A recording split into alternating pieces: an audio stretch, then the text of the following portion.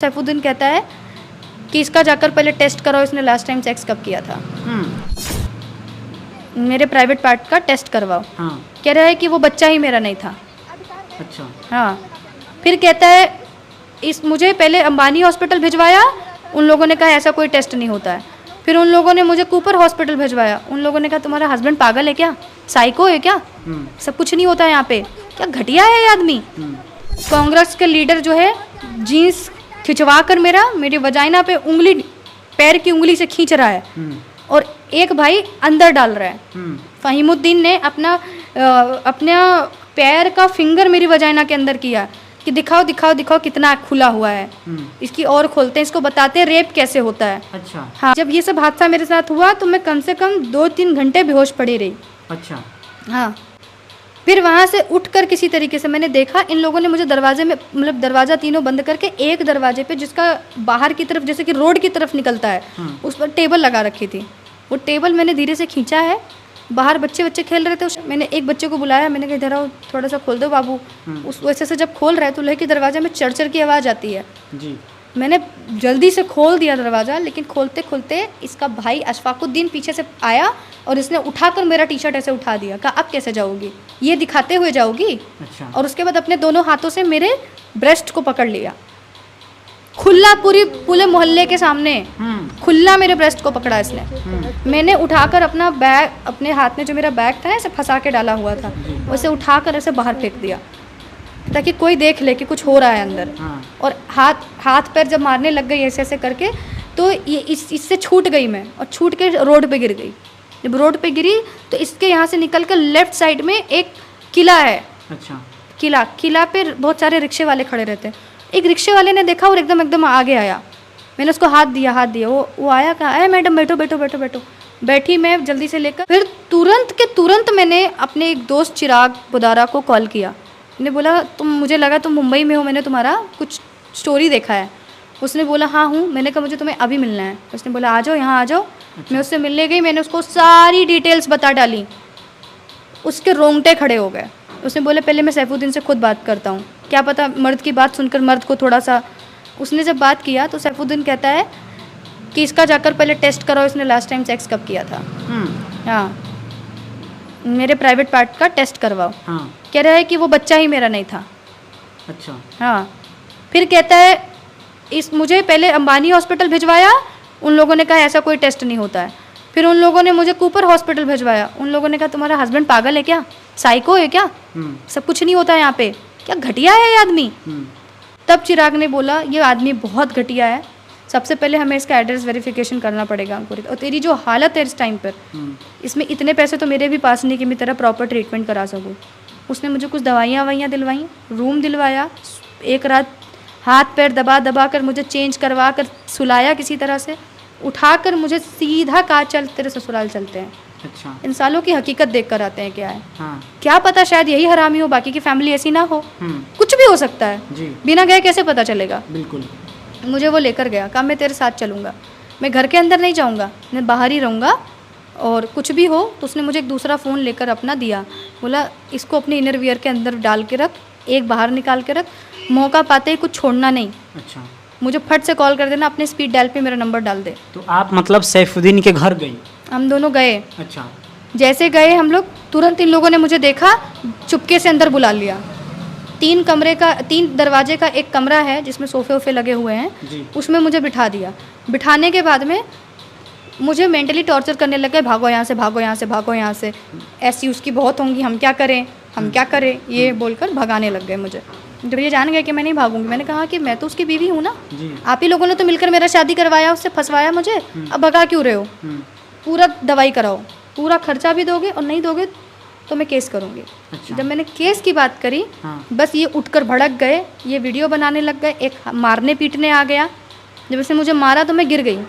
अच्छा। और गिरने के बाद में जब मैं नीचे गिर गई तो किसी तरीके से उठकर मैं सोफे पे जाके अपने आप को टिका कर लेट गई। अच्छा। हाँ, और बैग और अपना मोबाइल मैंने ऐसे पकड़ लिया।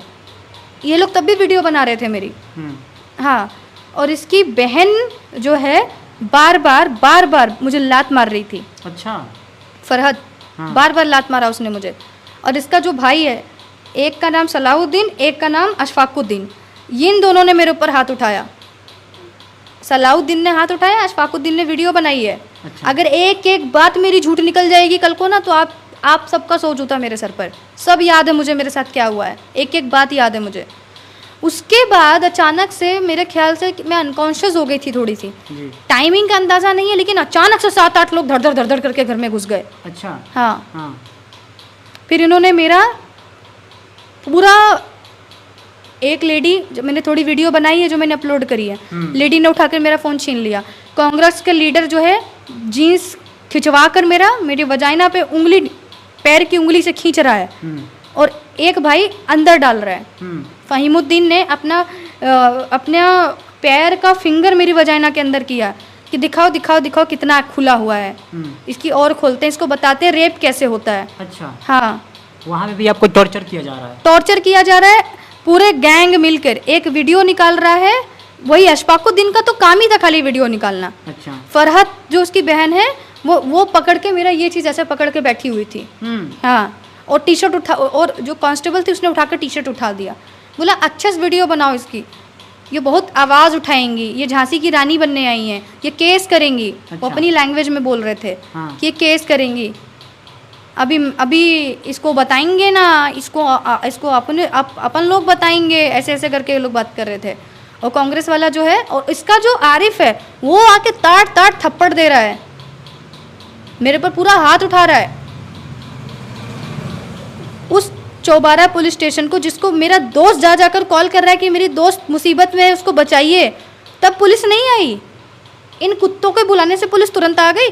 किस अरेस्ट वारंट को लेकर राजू दाना नाम का कांस्टेबल आया था अपने दो साथियों को लेकर, उसने मुझे किस बेसिस पर हाथ लगाया?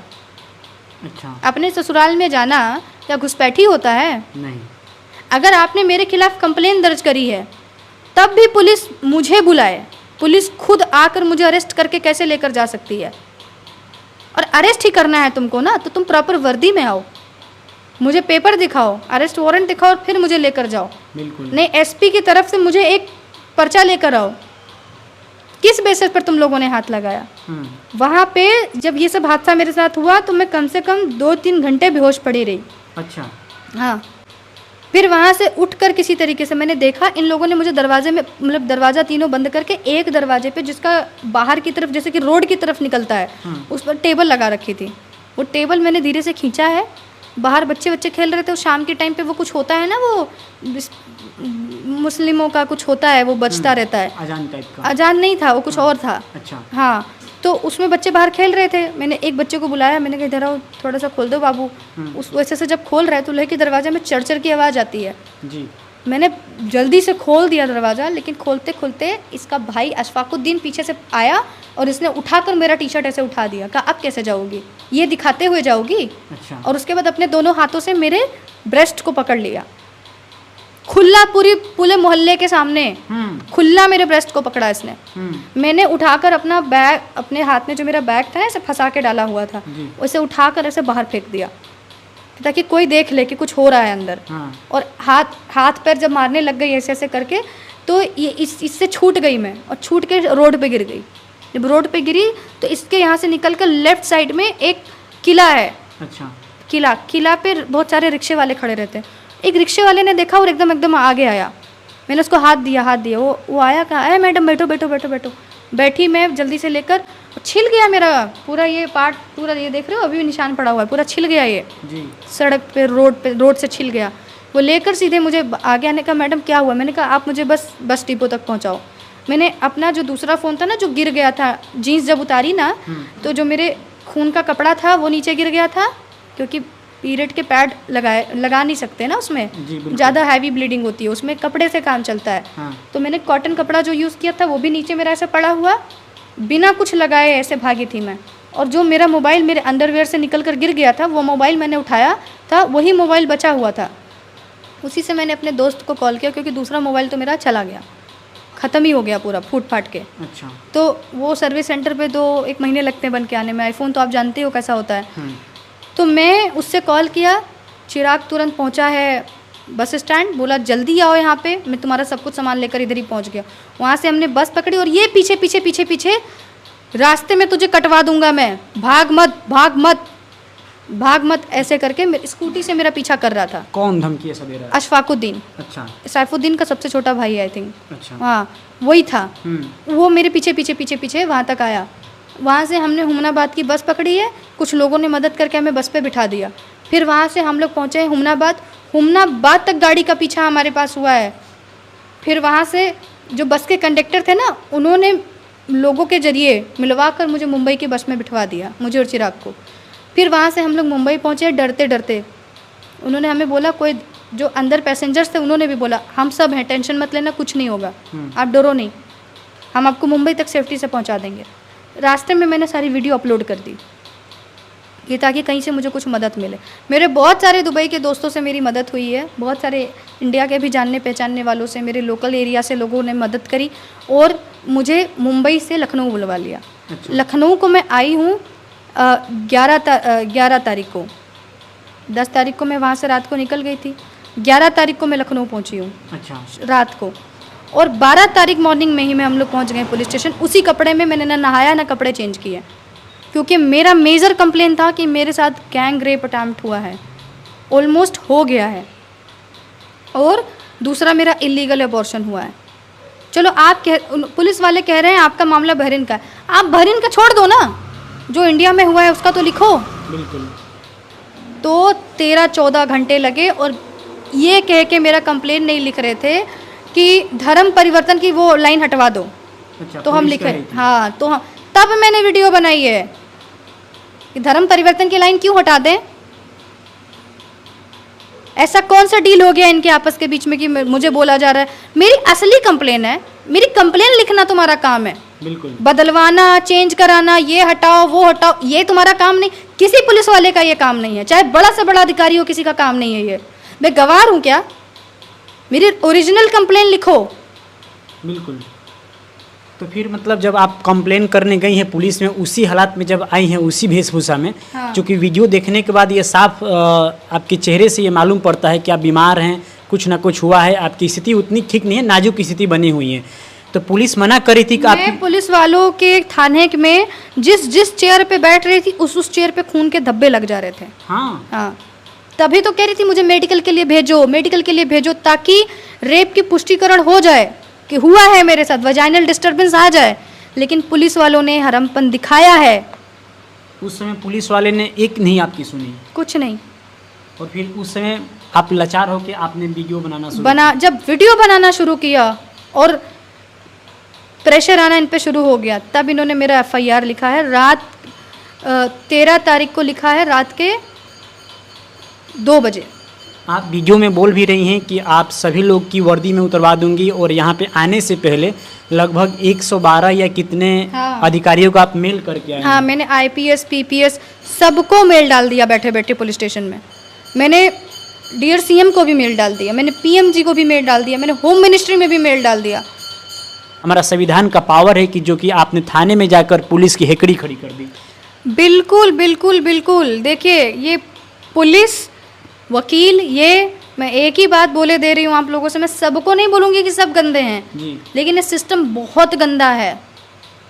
पुलिस वाले FIR नहीं लिखते हैं, वकील इसी चीज़ का वेट कर रहा होता है कि तुम्हारी FIR ना लिखी जाए तो तुम मेरे पास आओ, तब मैं तुमसे पैसा मांगूंगा, फिर मैं 156(3) करके तुम्हारा FIR कोर्ट के ज़रिए डलवाऊंगा, फिर तुम्हारा केस मेरे हाथ में आ जाएगा, फिर लपेट कर तुमको 10 साल चलाऊंगा। ये है।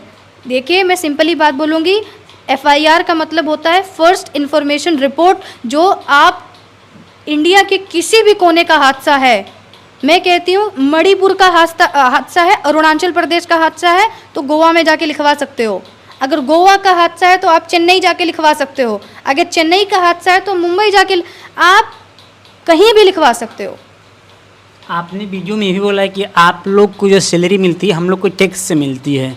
बिल्कुल मिलती है। अब मेरे बाप जो है गवर्नमेंट एम्प्लॉई हैं, मेरी माँ एम्प्लॉई थी पहले। हम लोग जो काम करते हैं, ठीक है, हम एक एक चीज़ खरीदते हैं तो क्या उसमें टैक्स नहीं जा रहा है हमारे, GST नहीं जा रहा है उसके अंदर हमारा? जा रहा है। तो भी हुआ बिल्कुल निंदनीय है, बिल्कुल वो नहीं होना चाहिए। अभी क्या कुछ चल रहा है, न्याय आपको कैसे मिलेगा, उन सब दोषियों पर कार्रवाई कब होगी, पुलिस प्रशासन अभी क्या कर रही है, इसके बारे में जरा बताइए। देखिए, अभी इसमें इन्वॉल्वमेंट हो चुकी है कोर्ट की। जी। कोर्ट ने आदेश दे दिया पुलिस वालों को और काफ़ी तलब भी किया उनको। और मेरा स्टेटमेंट महिला जज के सामने भी हो चुका है। जी। और मैं एक बात ज़रूर मानूंगी कि देर है बट सवेर भी है। अच्छा। तो अब जिस तरह से सोशल मीडिया की वजह से, बड़े अधिकारियों की वजह से, जो स्पेशली गुडम्बा थाना के पुलिस ऑफिसर्स पे जो प्रेशर आया है, काम हो रहा है। काम हो रहा है। हो रहा है। अब मैं हर एक्टिविटीज़ नहीं बता सकती, लेकिन मैं इस कैमरे पर एक बात ज़रूर बोलूँगी कि thank you Nitish Srivastava sir, जो SHO साहब गुडम्बा के हैं। जो भी हुआ जी। चलिए एक मिसअंडरस्टैंडिंग समझ के भूल जाते हैं। जो भी आप लोगों ने किया, गलती हो गई या जो भी हो गया, एक मिसअंडरस्टैंडिंग समझ के भूल जाते हैं उस बात को। अब मेरा केस निष्पक्ष रूप से आगे लेकर जाइए और दिखा दीजिए भाई कि यूपी की पुलिस जो है चूड़ियाँ पहनकर नहीं बैठी हुई है। खींच कर लेकर आइए, चाहे चंडीगढ़ से हो, चाहे मुंबई से हो और चाहे कर्नाटक से हो। 65 पन्नों का सबूत मैंने आपको दिया है, इनफ है आपके लिए उतना। और आप चाह लेंगे नीतीश सर तो कुछ भी हो जाएगा। बाकी बस मैं यही बोलना चाहूँगी कि मेरी लखनऊ की पुलिस से यही रिक्वेस्ट है कि अब फॉर्म में आ जाओ। और ये जो मोनिका मैडम जी हैं, ये मोनिका मैडम जी इनकी जो है एजेंट हैं, प्लस मैं क्या बोलूँ, वो भी हैं और धब्बा हैं और हिंदू तो बिल्कुल भी नहीं है। ये इंसान के नाम पे ही कलंक है। अंकुरिता जी, एक सवाल, जब आप वहाँ से आई हैं और इंडिया में आ गई, इतना सारा चीज़ घटना घटित हो गया, ये सब कुछ तो डाटा सैफुद्दीन के पास डिलीवर होता होगा कि अभी क्या चल रहा है, आप क्या कर रही हैं, कहाँ कहाँ केस किया आपने, जो कुछ भी किया सब कुछ चल रहा होगा। आखिर क्या कुछ खबर है? खबर सैफुद्दीन को कैसे पकड़ा जाएगा? आखिर जिसने पूरी ज़िंदगी कह सकते हैं कि आपकी तबाह कर दी, जो कभी आपने सोचा नहीं था, वो सारी चीज़ें आपको फेस करनी पड़ी, कहीं ना कहीं उसका रूट तो सैफुद्दीन ही है ना, तो आखिर उसको कैसे सज़ा मिलेगा, इसके बारे में क्या है? अरे जब कहते हैं कि किंग को पकड़ना है तो सबसे पहले इनके जो पेडलर्स हैं इनको पकड़ो। अभी पेडलर्स आएंगे धीरे धीरे एक एक करके, तो वो भी आ जाएंगे। कहाँ भागेंगे भैया? इंडिया के नागरिक हो, पासपोर्ट तो चेंज करा नहीं पाओगे। बिल्कुल। पासपोर्ट चेंज कराने जाओगे तो इंडिया से वेरिफिकेशन तो मांगा जाएगा। जब तुम इंडिया का वेरिफिकेशन तुमको मिल नहीं सकता, तुम पर केस हो रखा है, तो पकड़े तो तुम जाओगे। लेट पकड़े गए, आज नहीं पकड़े गए, आज के साल बाद पकड़े गए, पकड़े तो तुम जाओगे। बिल्कुल। और अपने पूरे खानदान को कहाँ भगा दोगे? कितनों को भगाओगे? तुम सारे भाग जाओगे तो कानून के पास में पूरा राइट है आपका घर तोड़ देने का, घर पर ताला मार देने का, सील लगा देने का, नीलाम कर देने का। चलिए, तो देखिए हमारे साथ थी अंकुरिता शर्मा जी, जिन्होंने बताया पूरी घटना कैसे इनके साथ घटित होती है, कैसे अनहोनी घटना के शिकार हो जाती हैं, और फिलहाल इनका केस की सुनवाई चल रही है। आगे देखते हैं कि इनको न्याय कब तक मिलता है। बाकी आप लोग इस वीडियो को ज़्यादा से ज़्यादा शेयर कीजिए ताकि इनको जल्दी से जल्दी न्याय मिल सके। बहुत बहुत धन्यवाद।